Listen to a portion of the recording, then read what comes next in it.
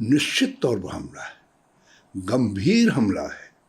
पूरी न्यायिक प्रणाली पर हमला है, संविधान पर हमला है। संविधान न्यायिक विवेचना को सुप्रीम मानता है और ये सुप्रीम कोर्ट के जो सुप्रीम जस्टिस हैं उन्हीं पर हमला करते हैं, चीफ जस्टिस हैं उन पर हमला करते हैं और जस्टिस दूसरे न्यायाधीशों पर हमला करते हैं। ये हमला चाहे संवैधानिक पद पर बैठे हुए लोगों से आ रहा हो, चाहे सांसद गणों से आ रहा हो, ये भाजपा के लिए एक ऐसे दस्ते का काम कर रहे हैं जो दस्ता आक्रमण करके लोगों के मन में दहशत पैदा करता है। ये न्यायपालिका को डराने का एक प्रयास है भाजपा का जो है, जिसकी घोर निंदा की जानी चाहिए। और जो कुछ नड्डा जी ने कहा है वो तो लोगों की प्रतिक्रिया देख करके, जन प्रतिक्रिया देख करके, अच्छा अरे भाई कांग्रेस, फिर कांग्रेस के बाद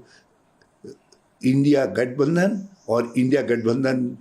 के सहयोगियों से होते होते अब आप जो है न्यायपालिका और न्यायपालिका में भी सुप्रीम कोर्ट पर हमला करेंगे, मुख्य न्यायाधीश पर हमला करेंगे। तो ये जब लोगों की प्रतिक्रियाएं आई तो नड्डा साहब ने एक कवर अप बयान जिसमें शब्द ही शब्द है, यदि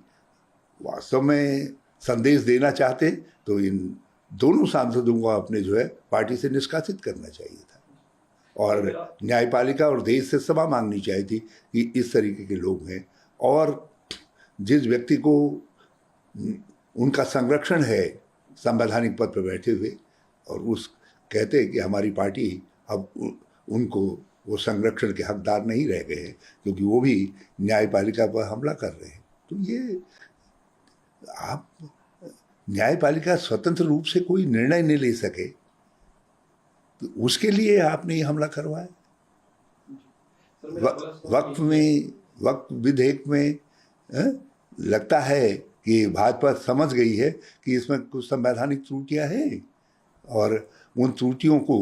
के कारण अरे देश के अंदर लोगों का यदि न्यायपालिका के निर्णय पर भी भरोसा नहीं रह जाएगा,